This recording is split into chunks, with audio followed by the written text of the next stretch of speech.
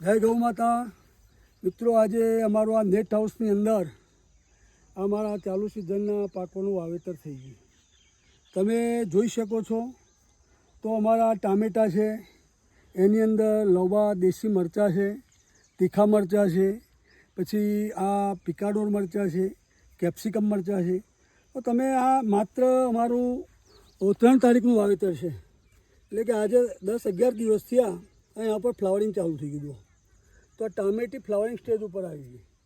એવી રીતે તમે મરચી જુઓ તો મરચીની અંદર પણ જુઓ આ ફ્લાવરિંગ ચાલુ થઈ ગયું છે. જુઓ આના મોગરું આવી ગયા છે, જુઓ બરાબર, એનું ફ્લાવરિંગ ચાલુ થઈ ગયું છે.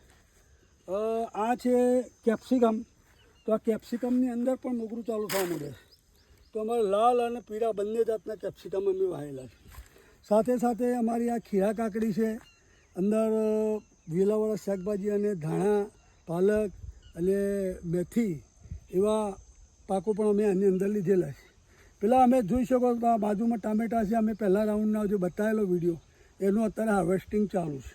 હવે વધારાની ખાસ વાત તો એ કરું કે જુઓ તમે આની અંદર છે ને અરસિયાનો જીવંત નમૂનો છે. હમણાં ભારે વરસાદ પડી ગયો અને વરસાદ પછીથી જે અરસિયા છે ઉપર આવી ગયા, જો દેખો કેટલી સરસ મજાની ભરભરી અઘાર કરેલી છે.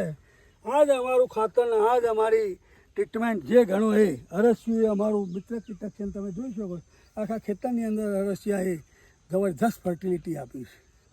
જય હિન્દ, જય જવાન, જય કિસાન.